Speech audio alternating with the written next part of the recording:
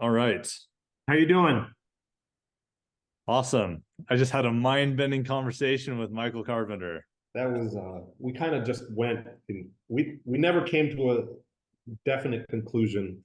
So we should probably start over with an introduction, talk about the purpose of the podcast, the goals of the podcast. What are we trying to accomplish? Who are we trying to talk to and help, and why we feel it's necessary when there's so many other podcasts out there that are discussing dog training and events and concepts and theories and things like that. So why don't you kick it off? Give us a little bit about yourself and your thoughts Right. on the previously mentioned. My name is Michael, and I am a NePoPo Silver and Gold graduate, and also a Gold Multiplicator right now. Um, I started training dogs about 14 years ago. Got into it with my own dogs. I had a Doberman that I got into an IGP club. Started learning, and during that IGP club, we had somebody come and give us a little seminar, and they mentioned two people, Michael Ellis and Bart Vallon. I dove into Michael Ellis first, which was awesome, right? And with Michael Ellis, he teaches you how to do things, how to sit, how to down, how to get your dog to do certain things, right?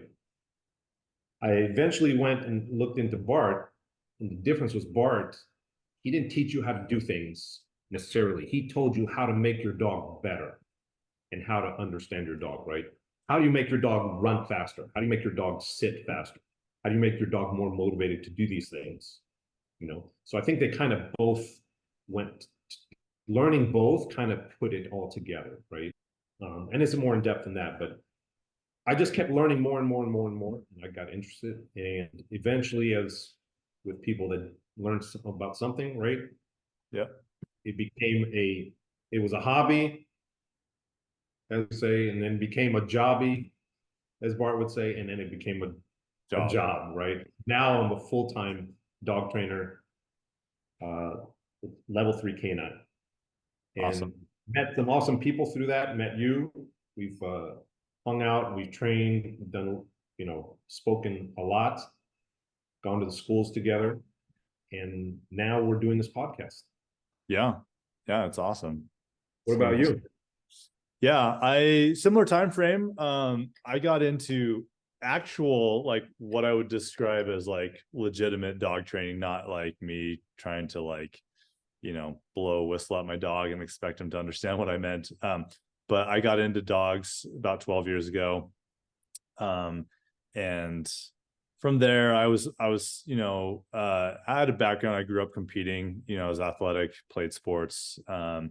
And so the competition aspect was always something in my life that really, like, just excites me about, just competing in sports and, things like that. And I stumbled on, in my um, early time into dog training, I stumbled on some videos of IGP, and I was just blown away by the routines that they were doing with their dogs and the way the dogs looked, and the precision, the control, the attitude of the dog was just it captivated me. And I consumed, in my first week of stumbling onto that stuff on YouTube and Google, I probably consumed over 100 hours of video that was available. And at that point, it was just I was addicted. I was hooked. And time went on. I was training locally with some people, and had gotten some good information there. Was directed onto the Learberg videos with Michael Ellis. Found those as well to be, like you said, descriptive of the process and not so much the quality, and the intrinsic motivations of the dog. And at the time, I was working in software. I was involved with a couple small businesses and a software company. I got involved in NePoPo. NePoPo had been on the radar for quite a while. I'd seen a lot of the Bart videos on YouTube, which were always, top of my list for things that I wanted to aspire to become as a dog trainer.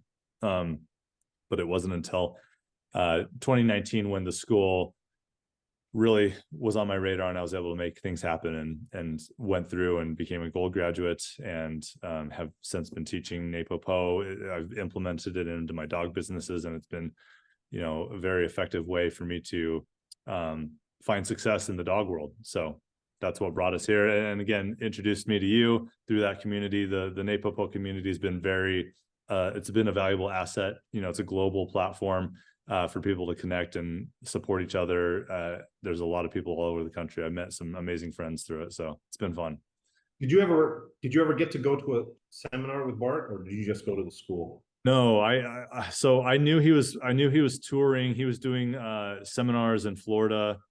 He was doing seminars in Virginia, and he had done a couple up in like Jersey, Pennsylvania. But I'd never been able to go make it out to those. It was at a time in my life where I just like, I was fairly newly married, working, you know, just trying to make ends meet, you know, just didn't have the resources available and the time to carve out to get out there for that. So I consumed all of his content online, everything, all the clips that people were posting of him and trying to follow. And but yeah, he was the goal, you know, to get out there and learn from that methodology. Yeah. Yeah. Yeah, I got to go to one seminar. Yeah. Yeah, he's very entertaining, you know, of course, but also Right. gives a lot of knowledge. Cool. Yeah. So what brought us here today? Yeah. So I mean, you and I, we speak weekly, or probably if not daily, and have lots of interesting conversations. And you know, we both commented that we've seen a lot of buzz around the subject of training with food, more specifically, the use of existential food training for training dogs, the benefits, the criticisms, and everything in between. And I thought it would be a really good topic to kick off our introductory podcast, to discuss, first of all, what is existential dog food training? What are the misconceptions about it? What are the benefits, the pros, the cons, how it's used correctly, so it's not misconstrued or taken out of context from someone who may be trying to monkey see, monkey do it, everything in between. Because I think there's a lot of value to it, but it's a highly charged subject and topic of conversation, because there's a lot of misunderstanding about, and a lot of people see it misapplied, and we're not here to promote any of those misinterpretations. We're here to set the record straight on what is existential food training, which is why I'm happy to be here with you to have that. So maybe Mike, why don't you go ahead and kind of provide the definition, because it is one of the core concepts that separates NePoPo from a lot of other dog training philosophies, is its approach to using existential food training.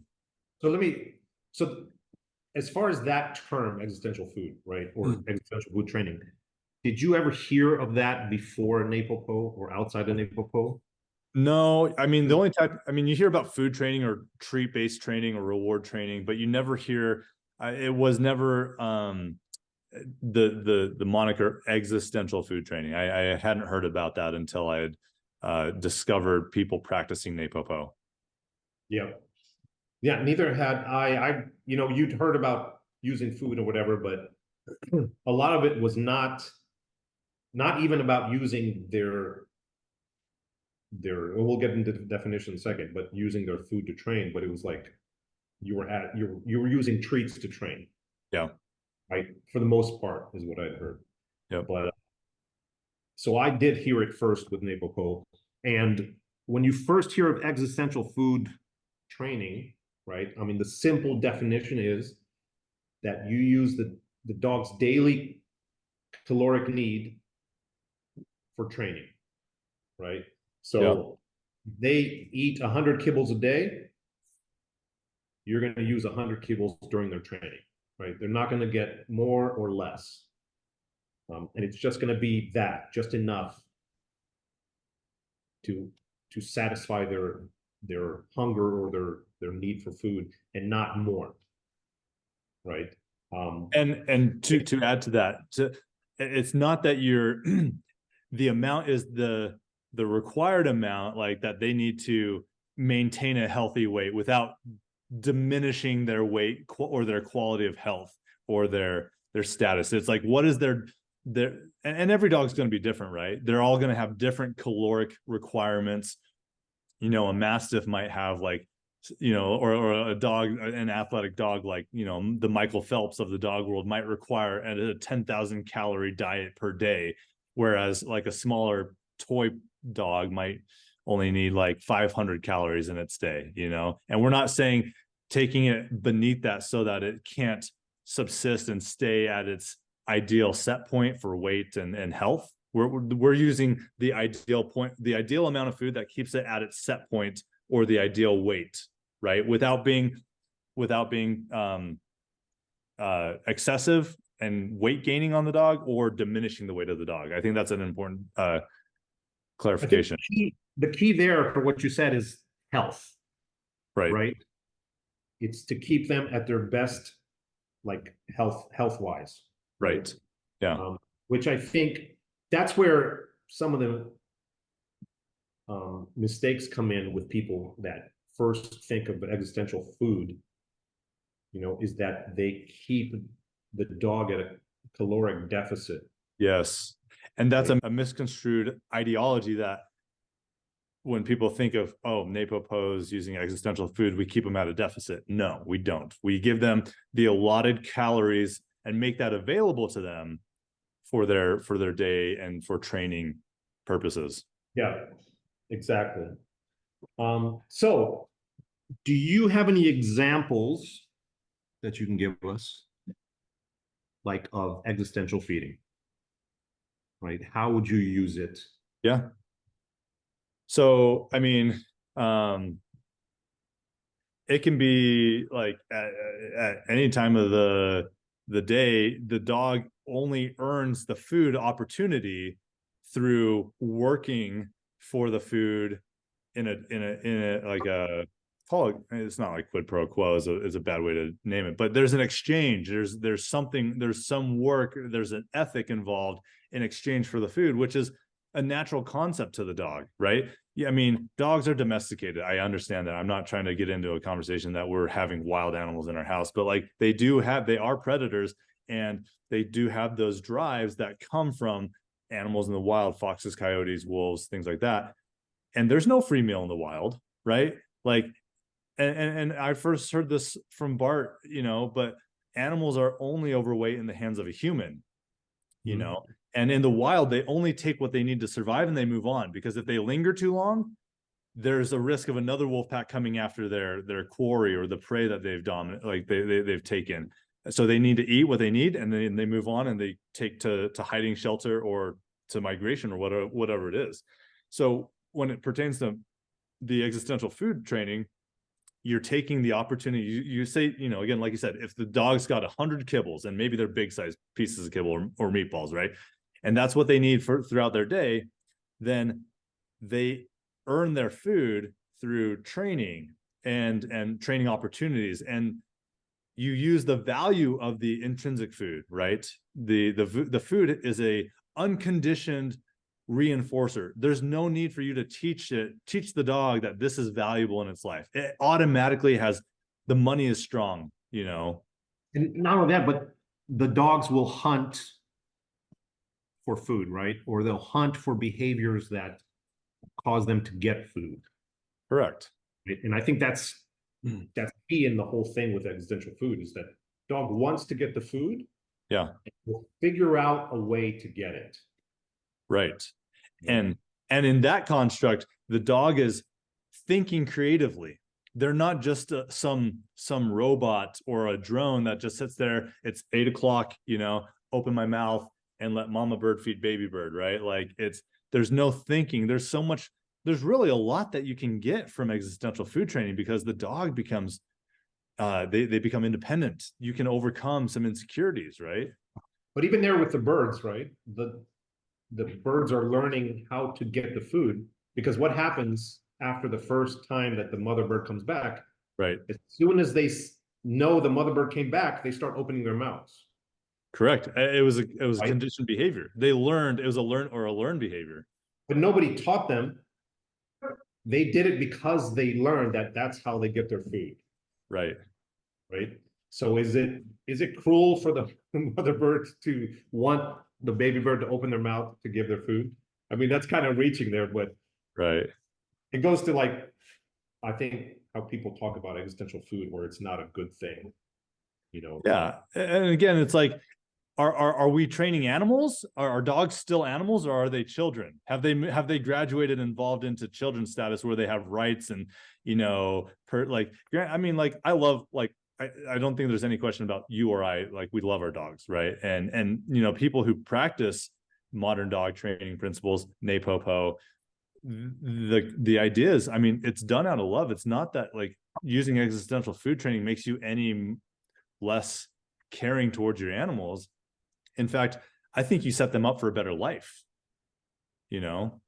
I, But I, it's using that as, I think, as a tool also, right? yeah, And like you said, the dog does not have to learn to like food, right. you know, It's got but a natural intrinsic value. it has to learn how to get it. Correct. The So behavior, what opens the box. I think that was one thing that I got from uh, Bart also, was that use what nature already has in place, right? Why make your job more difficult? Training dogs is hard enough, right? Why make it more difficult?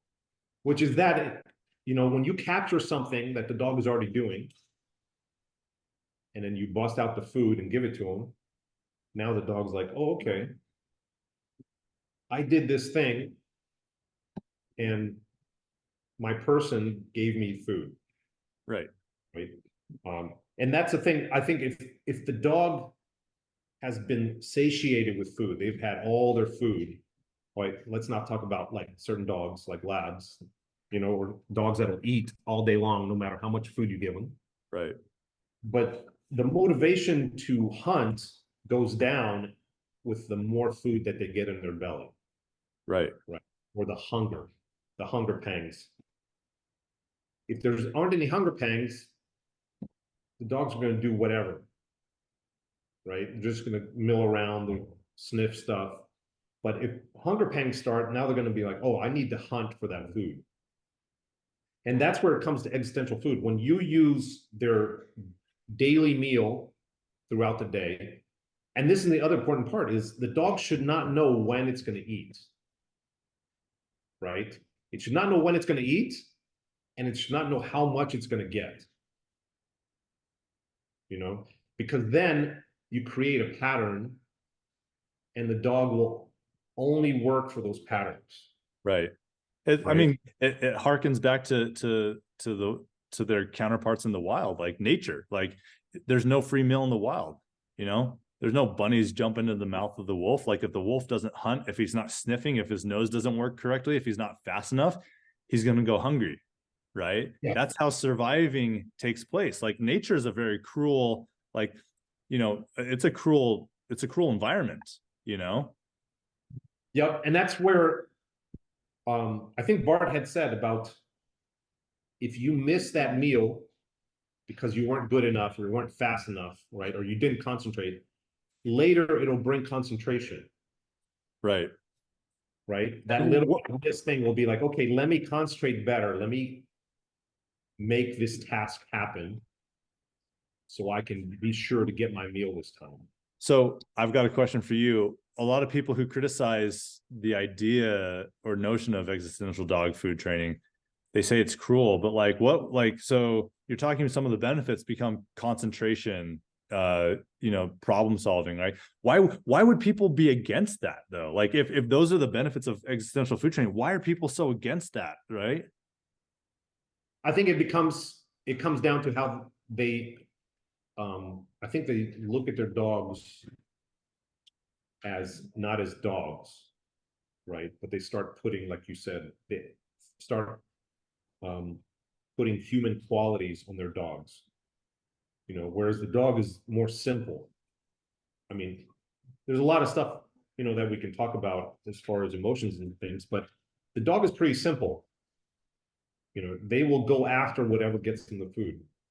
But if you start um, saying, "Oh, my dog hasn't eaten in a few hours. I feel bad," right? Or my dog missed a meal. I don't like saying missed a meal. They're fasting, right? My dog has been fasting for whatever 5 hours. Yeah. I need to give him something. Then you're not using that motivation of the dog, and you're just giving them stuff, just because you feel bad. Whereas the dog, I, I don't think they feel bad. They're just like, oh, okay, I just haven't eaten. What do I have to do to get the food? And the thing, exactly. The thing that's crazy to me is like, I mean, I understand people having a really aversive reaction to the idea of like the word used for people who misconstrue this is like deprivation training, right? Like you're depriving the dog of food, like to an unhealthy level, right? Like this existential food training is not deprivation training. We got to want to make that clear. And they're like, well, by doing existential food training, you're tying the dog's livelihood or its ability to survive in its life with obedience or whatever it's being required to do to earn the food. Well, absolutely, because at the end of the day, we need to train the dog for safety, right? If there's no greater reason to train a dog than to do it to keep it safe, right? Yeah, but I think what people miss is that the the dogs are used to working for their food. Yeah. Why and they enjoy it. They enjoy it. Why take that away from them? Correct. Actually, I've had with my Mal bull bite, but I've had times where I put the whole meal down in a bowl for him, and he just looked at me. Like he's like, Yeah. where's my hoop? I Where's my took a hoop? handful of that food and I got him to do a few behaviors, gave him the handful, and then he went to the bowl and ate the rest of the food. Like I've seen it a few times with him. He's just like, no, I want to work. Right. He's got the drive. My other dogs don't do that, but he did. Uh-huh. Which is funny because, I mean, existential food training, you know, NePoPo and really like in its essence, it begins with the end in mind, right? Like it wants the dog who loves to do behavior, who looks good doing behavior because it thinks its advantage lies in those behaviors. When a dog gets to that point, having started in the foundation or going through the process of existential food training, you arrive at a dog where behavior is the absolute reward. It loves to do the healing. That's why dogs, you know, in sport work, the really good ones, they would keep on healing. Forget the ball, forget the food that you're about to pay them with or the treat or whatever it is. Just let me keep healing, which is why in some trainers' constructs, they will stop, like to punish a dog for bad healing, they'll stop movement because movement alone is reinforcing to the dog. So in order to provide a truly corrective experience, they need to stop the motion. Otherwise, it's only like a watered down correction, you know? Yeah, and I think that goes back to NePoPo, is where the desire comes out of the dog. Mm-hmm. Right? And if you are always, and that's where the difference, I think, with existential food training and some food training is that it's not a bribe in the, like, you're like, please come do this so I can give you your reward. Yeah. Like the dog is going, what do I have to do to get that reward? Yeah. Right. And if you don't show them, they will figure something out. I think it builds a more powerful behaviors in that the dog is thinking and trying to figure stuff out. Right? Would you agree? So for me, it was really telling when I had a dog who my first dog I really truly did existential food training with, right? And to see the difference in the dog who's been maybe just reward treat trained or versus like true existential training, like there is a quality of the dog that's quite different. It's quite dichotomous, right? Would you agree that like it's hard for people to get on board until they see it or until they experience it for themselves? Because how can they imagine a dog who would really want to do something for itself to better its own situation? Yeah, I think, yeah, what you said is right. but the people, they don't understand when they first look at it. They have something in their mind that they're thinking, Right. like, oh, this is, bribery, or this is like, a lot of people are like, oh, this is cruel, right? You're forcing the dog to work for his food.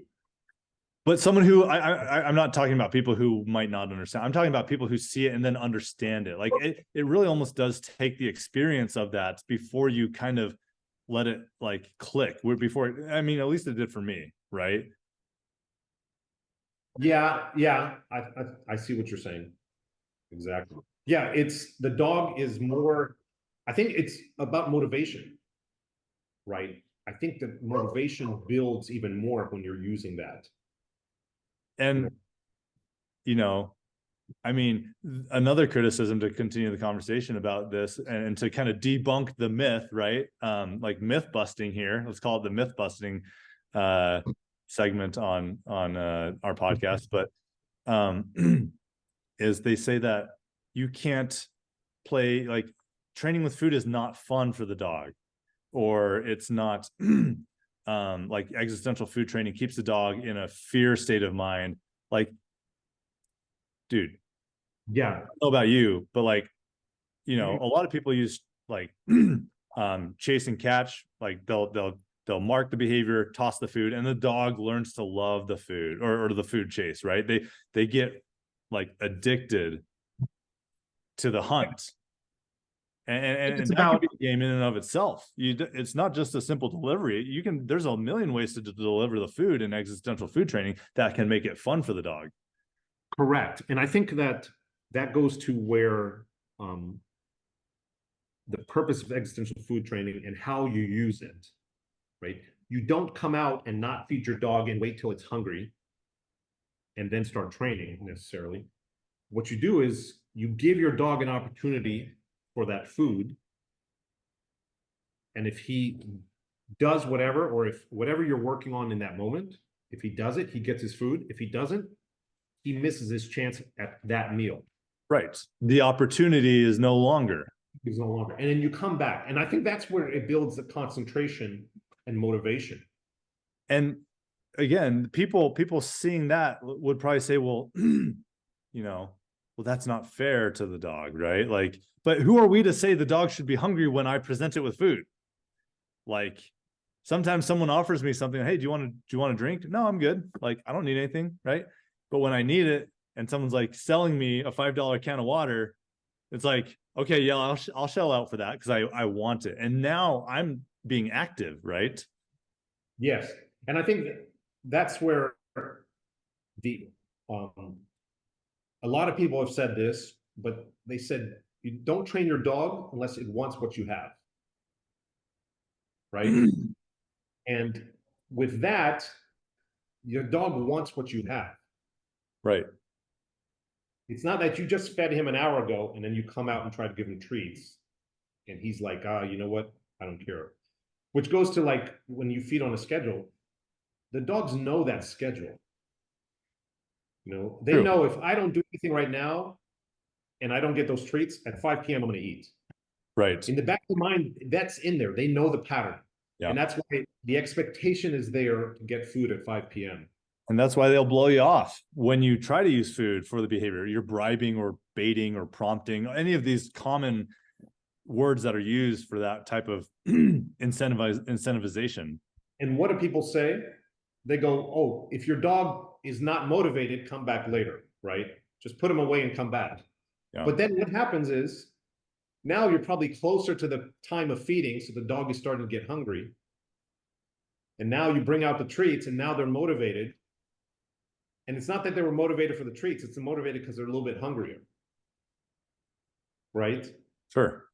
And that's why you lose that motivation. But if you have existential feeding where the dog doesn't know when it's going to eat and it doesn't know how much it's going to get, now every time you come out and you can give that word, whatever, be ready to work, or put a chain or a collar. Now they're like, okay, this is my opportunity. I'm going to work for it right now. I'm going to do whatever I think I have to do because I don't know when the next opportunity is going to come. If I was to describe the goal of good existential dog training, or existential food training, I should say. The goal of existential food training is active dog, right? Right. We want the dog to be active so that we can be reactive to his behavior.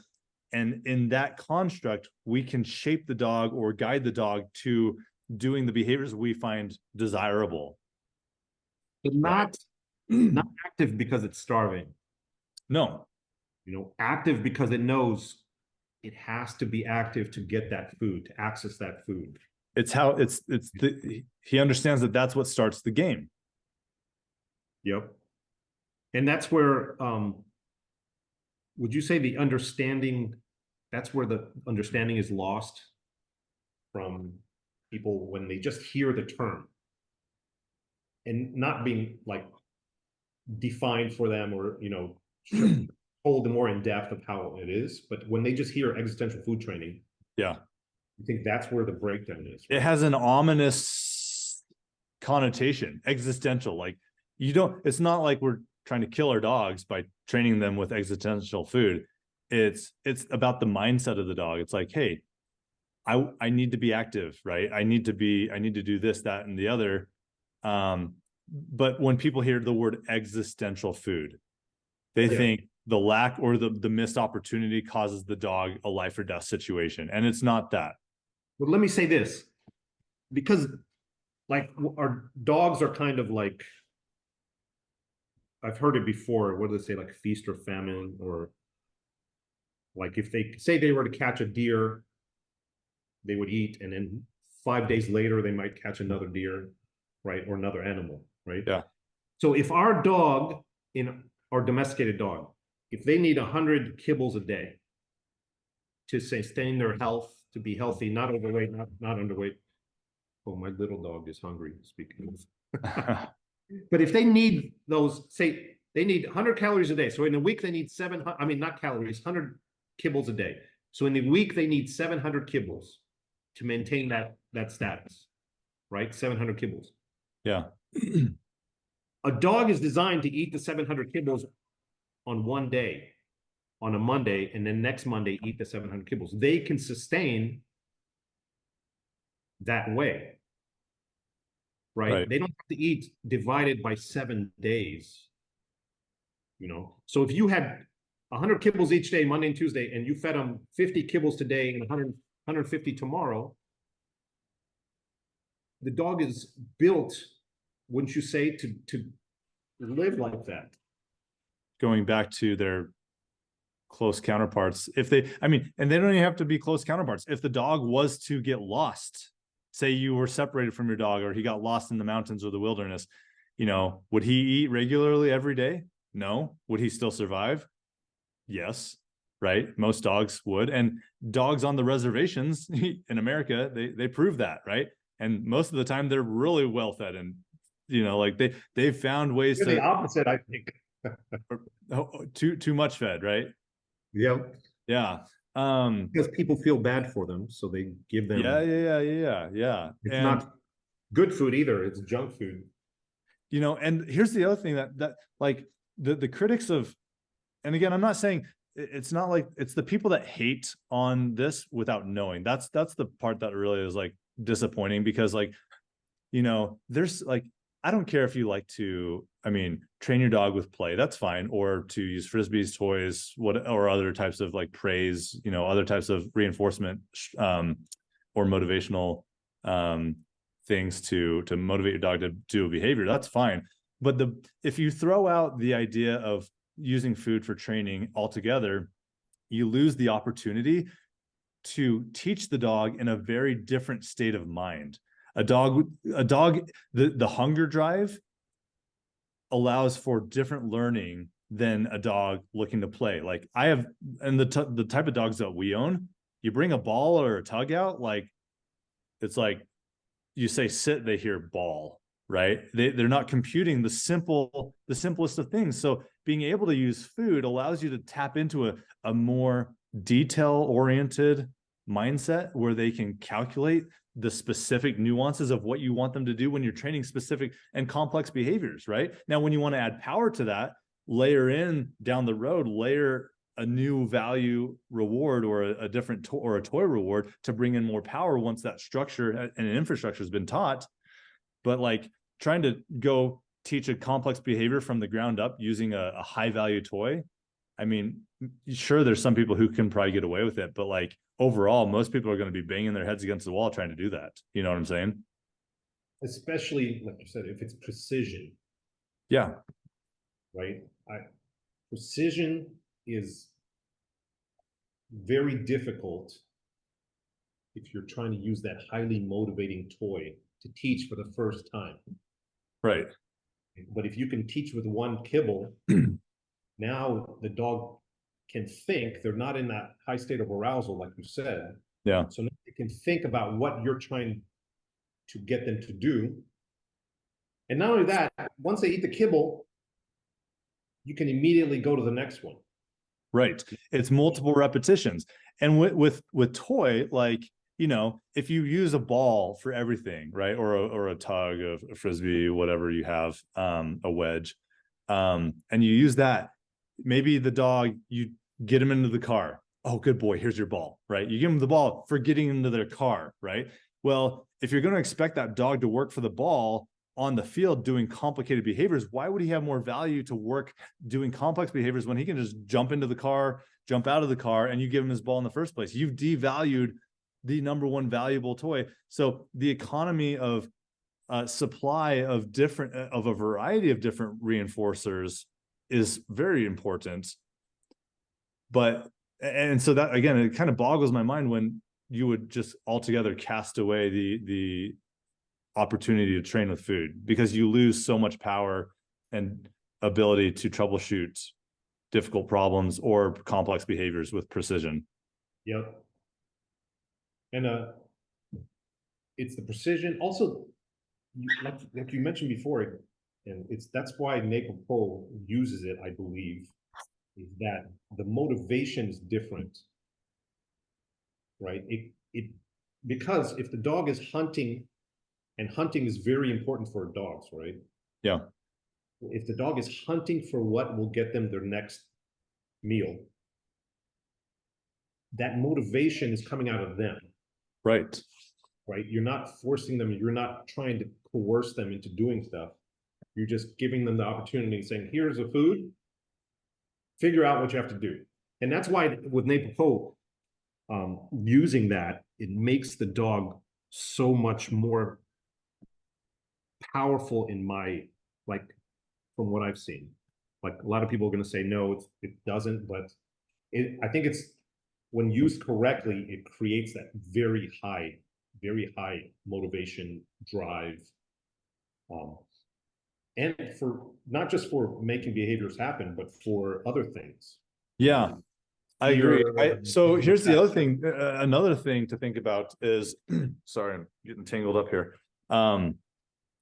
Is a lot of people are going to criticize, well, yeah, this might be well and good for dogs that need complex behaviors, like maybe a sport dog or something like that. But my pet dog doesn't need that, right? Well, but here's the thing. If you want your dog to actively choose to do things that you want him to do, existential food training is one of the best ways to arrive at that result, because it's the dog choosing to do things that are advantageous to both you and him, and you're not having to bribe him and bait him and prompt him and beg him, right? Like bribery and begging is not dog training. It's just that, it's bribery and begging. Yep. You know, and like in my experience in dog training as a professional dog trainer, the number one complaint that pet owners have with their dogs is that they have to nag their dog. They don't want to nag their dog to do behaviors. And in the paradigm or the construct of a nagging dog, or an owner nagging its dog, the nagging came about as a result of them bribing their dog. And the dog no longer said, I don't want it. So now they have to beg their dog, or they have to go to a higher level bribery. And that became a pattern for that dog in that household, right? Whereas if the dog had learned, hey, by doing, I discovered this behavior and I got paid, and it was good because, and now my existence depends on that. or like, and now they're excited about that. Now life is enjoyable. Now they wake up, they're ready to go. They want to go to work early. They want to show up to the office early, right? To use that analogy. It's so powerful, right? But it's the same as why I tell people this all the time. How come when you call your dog, right, they don't come, or they look at you and decide whether to come? You say come, they say couch. But when you open that cupboard where their food is, all of a sudden they're at your feet. Because the opening of the cupboard is the recall. That's it, right? But the motivation to do that is what you're giving them, right? Which is food. Yep. Especially for pet people. But yeah. Oh, also, like it. I think one thing people might think right away is that you're going to have to do this for the rest of your dog's life. True. I'm glad you brought that up. That's a common misconception. But it's not. Like my dogs, my older dogs, they get free food. What I would call free is just putting it down and not asking for anything, right? Right. They do that all the time. But when they're young, we work for our food.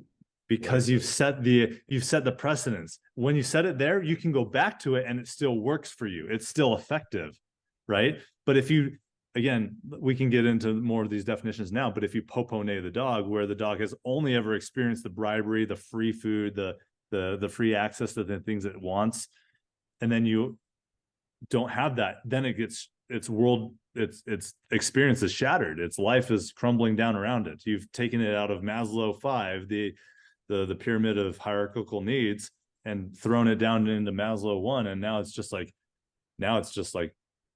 rocked. Yeah. That's good. Yeah.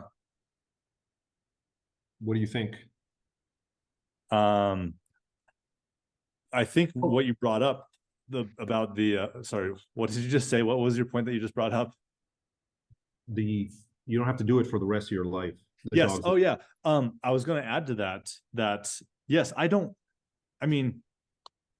don't have to, because if you've done that for the first 12 or however long it takes, right, to set in that work ethic, and you'll see the dog change. The dog becomes active, right? The goal is the active dog.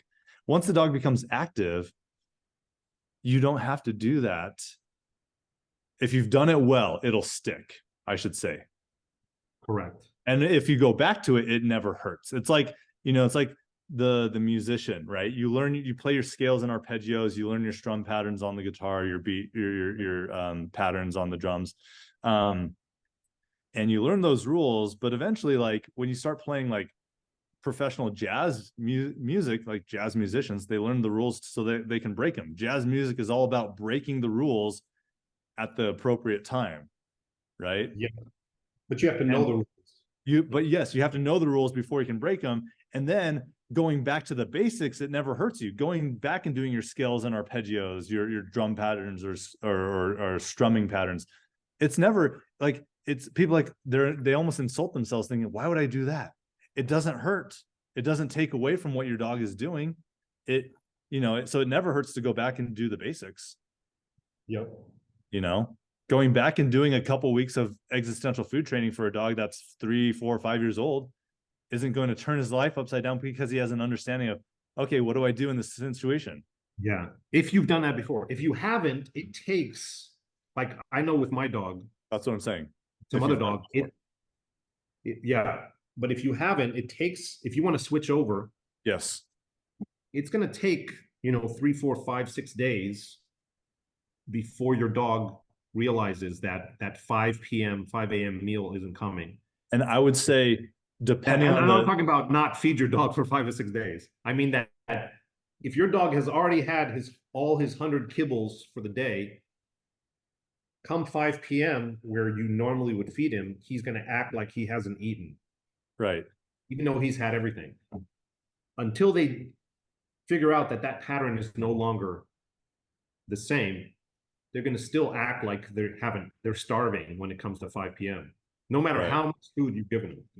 And from my experience, it takes like a week you know, depending on how long you've created that expectation of the 5 for p.m. for a dog who's in a healthy weight range. Now, if they're overweight, right, which Yeah, I that's saw this statistic that said most, like by age 12 to 16 months of age, most dogs in the US are overweight, you know, and I mean, you see most pet dogs, like most of them are now bordering like obesity, you know, because of the free feeding craze and, you know, too many treats, too many calories, not enough exercise, you know, the couch potato, Maslow 5 lifestyle. too much love. Yeah. I've like people feel bad for the dog and keep feeding whether it's good for the dog or not. Now, Right. what's more loving on the dog?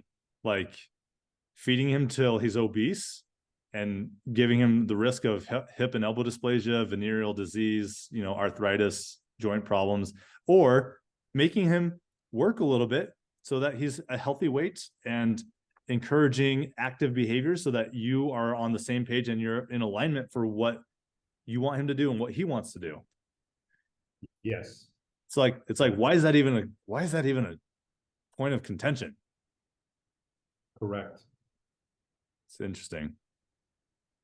We could keep talking, but I think we've covered it. I honestly, like thinking about this topic of existential food, I thought, okay, well, this is something that you could really describe it in 5 to 10 minutes. But like, I think if you really want to be a master of it and do it well, like, I think we've covered a lot of the really good points about it, the things that are going, and hopefully not just for the people who want to learn how to do it, but for the people who maybe disagree with it, we've shed some light on like why it's valuable, maybe opened or maybe provided a different perspective on why it can be good and why it's not abusive, why most people think, or why it's not as abusive or abusive at all the way people think it is, because it's just a misunderstood concept. correct. If done correctly. Absolutely. Again, we're promoting everything done correctly. With everything, there's correct ways to do it, ways to do it, right? So yeah, whenever we're talking, it's about the correct way to do it. Right. And if you have questions, hit us up in the comments, reach out to us, message us. If you don't agree, let us know also. Let us know, and Michael will tell you why you're wrong. Radio silence.